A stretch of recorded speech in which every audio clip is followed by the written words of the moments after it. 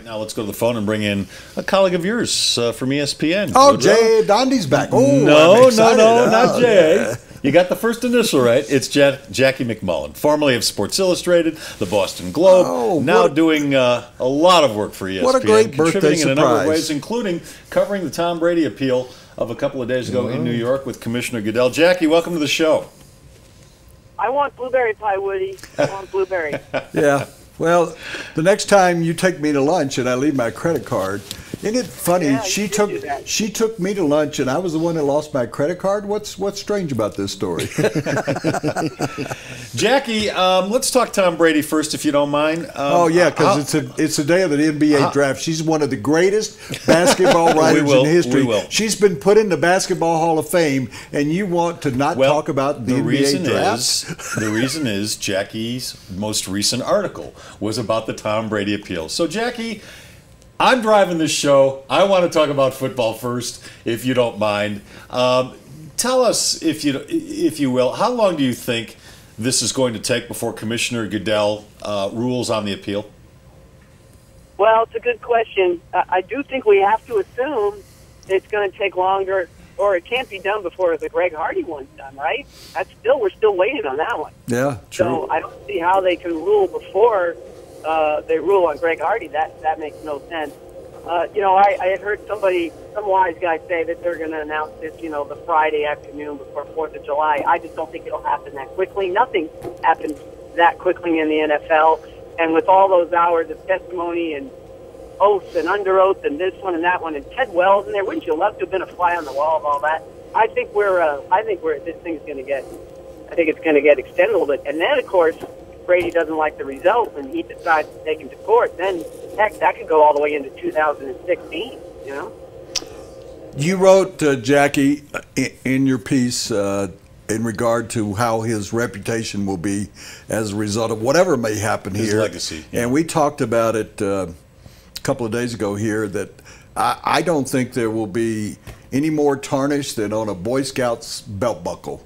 And it won't even be that much. I think he is so beyond being tarnished, even if he does have to serve the 4-game suspension. Do you agree? I do agree. I 100% Woody, and I think when you look back on his history and in that column, I used the example of Brett Favre, who of course is going to be up for Hall of Fame induction in 2016. And just before I wrote the column, I just said to people, Brett Favre, what do you think of him? It was funny. A lot of them were like, too many interceptions, and I'm like, okay, that kind of stuck with him. But I mean, for the most part, we think of him as a first ballot Hall of Famer, a gritty quarterback.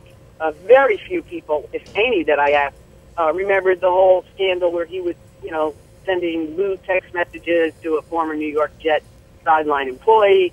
And again, what Tom Brady is being accused of, whether you believe him or not, is having, quote, general knowledge of the possible deflation of footballs.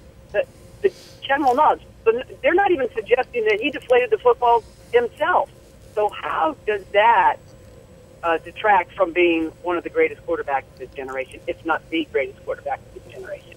I just think when it's time for him to go in 8 years from now or whenever it is, he's a first ballot Hall of Famer no matter what happens in this state.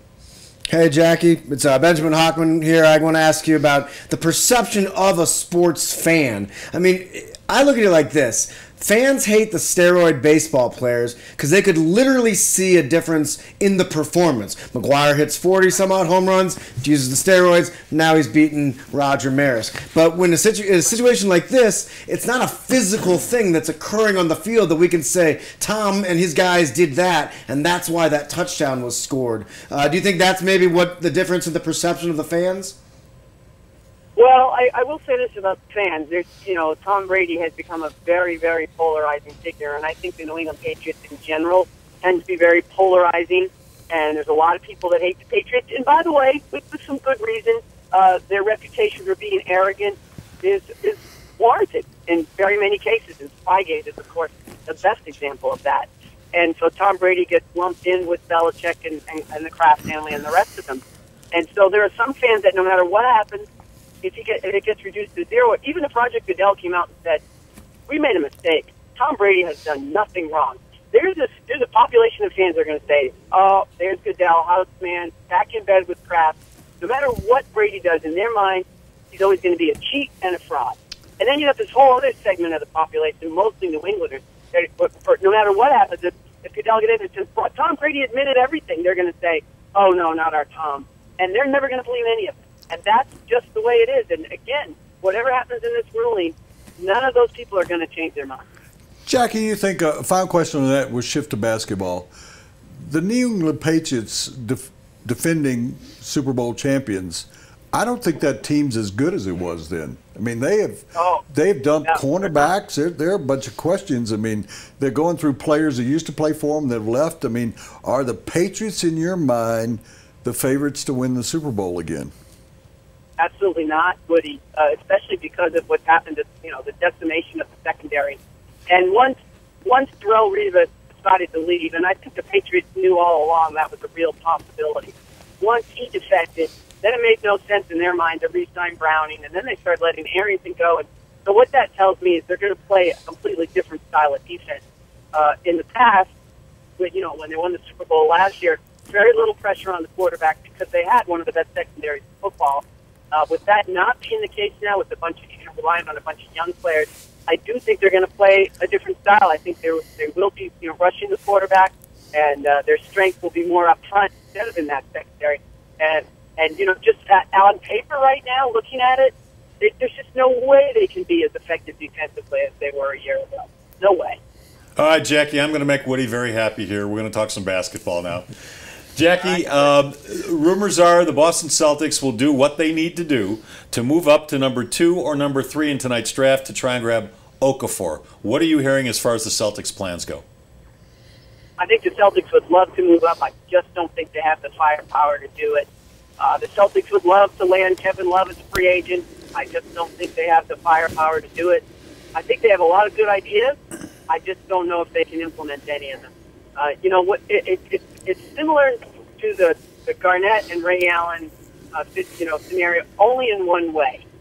They traded for Ray Allen to finally convince Kevin Garnett that Ray Allen and Paul Pierce were worth coming for. They need to do the same thing with Kevin Love, and what they're hoping to do is sign Robin Lopez, who you guys know is an unrestricted free agent out of Portland Center. They're trying to sign him and then say to Kevin Love, hey, if you come, we're going to re-sign Paul Pierce, and we'll have Pierce, Love, Lopez, and we got this great young point guard and Marcus Smart, and that's the way they're going to try to do it. But I honestly believe that's a long shot. I do think the Celtics have a chance to maybe move up into the 9 to 12 range, and if they do that, I think they'll get one of the players that they've covered, and that includes like the Hazonia, the shooter. They've been looking at rim protectors. Maybe they can grab Willie Cauley-Stein somewhere in there. They like the kid Lyles with Kentucky. But I just don't, the big deals that they'd love to make, I have a hard time believing they're going to happen. So, Jackie, in your opinion, who will be the best player when we look back that came out of this draft? 20 years from now, Jackie, we're looking back. Who's the best 20 player? years from now. Boy, there's a lot of choices, I think. A lot of people love D'Angelo Russell. Moutier is a bit of a wild card, but you listen to Larry Brown, he makes a great case for how talented that kid is down the road. If you're talking about over the length of their career, Kristaps Porzingis isn't someone that's going to help anybody right away, but they talk about his long-term potential. And, I think Karl Anthony Towns, the joke always with Jordan was who kept him under 20 points a game, the answer was Dean Smith. I think we can say the same thing about Don Calipari and Karl Anthony Towns. From the raves that I hear from GMs who add him in for workouts, his range, his athleticism, his ability, maybe he's the one. We never know, right? There's always someone that we didn't figure on.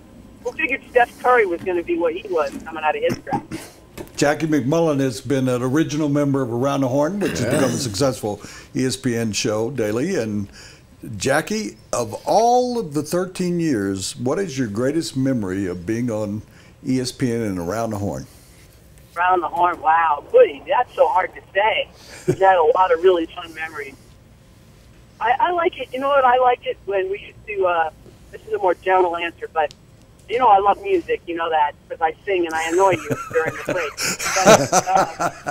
But But I loved it when, like, we get on a theme. Like, I remember one day, somehow Stevie Wonder came up, and all our answers had something to do with Stevie Wonder lyrics. I think we were on the show that day. I love it when that happens, and it happens organically, not something that we planned.